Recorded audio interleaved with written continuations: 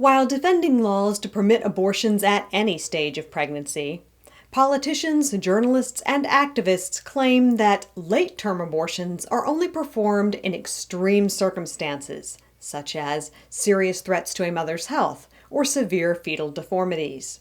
Is this true? Let's look at just facts.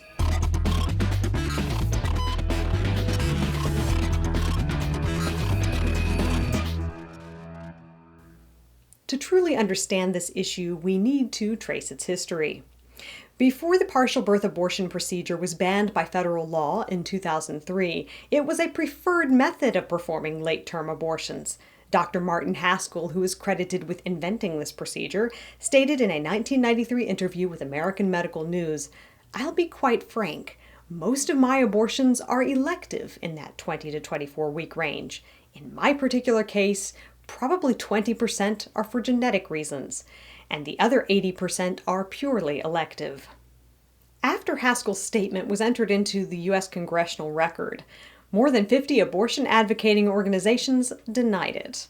From the ACLU to Planned Parenthood, these organizations said that partial birth abortions are mostly or only done for serious medical reasons.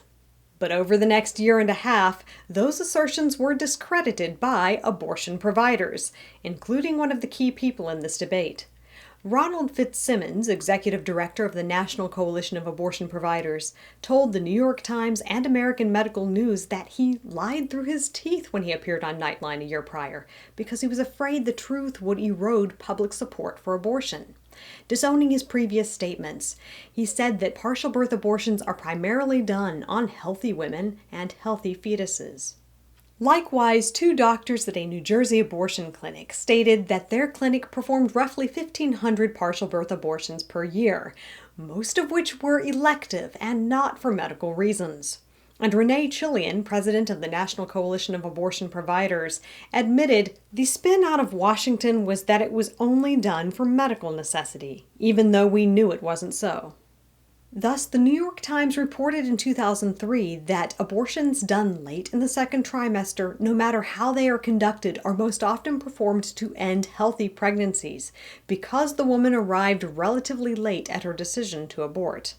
They also reported a Guttmacher study from 1987 indicates that only 2% of abortions done after 16 weeks of pregnancy are done because of fetal abnormalities.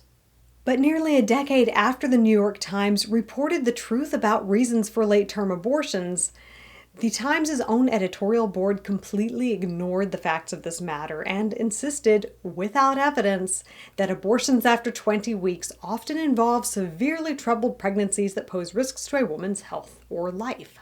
Likewise, Democratic presidential contender Hillary Clinton told CBS's Face the Nation in 2015 that late-term abortions are because of medical necessity. Virginia Governor Ralph Northam, Democrat and pediatric neurologist, recently spread the same false narrative, and media outlets propagate it routinely. Now, despite federal law prohibiting partial birth abortions since 2003, the Guttmacher Institute has estimated that more than 15,000 abortions after 20 weeks are still done every year. So how are these abortions performed? Often with a procedure called dismemberment, dilation, and extraction. In this type of abortion, as explained by the Washington Post, the fetal limbs are pulled off the body while in utero, sometimes while the fetus is still alive. Democrat politicians in various states, such as Virginia, New York, and Rhode Island, have advanced legislation to allow abortion at any stage of pregnancy, which extends beyond the developmental phase of this premature baby. Media reports typically mention that these bills permit late-term abortions for the health of the mother, but often fail to reveal that the Supreme Court rulings of Roe v. Wade and Doe v. Bolton broadly define health to include not only physical, but emotional, psychological, and familial factors like the stigma of unwed motherhood, the work of child care, and the distress for all concerned associated with the unwanted child. These fuzzy standards could apply in practically any case.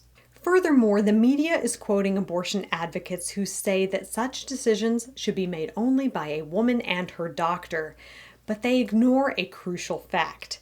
These new laws don't require a woman's personal physician, obstetrician, or psychiatrist to have any part of that decision. They give complete discretion about the mother's health to the abortionist.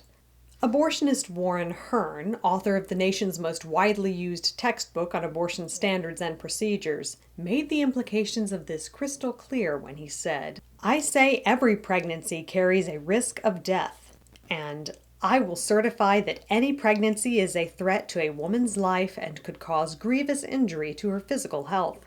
So the picture painted by media outlets, politicians, and activists is quite opposed to reality. Most late-term abortions are purely elective, not for medical reasons, and recent bills permit abortions on full-term humans up till birth if any abortionist says it's for a mother's health, a broad and subjective standard that can apply in virtually every case. I'm Amanda Reed Sheik, here with Just Facts. For thorough documentation of every fact in this video, and more facts about this issue, read the article, "Virginia Governor Issues False Statement Defending Late-Term Abortions" at justfactsdaily.com.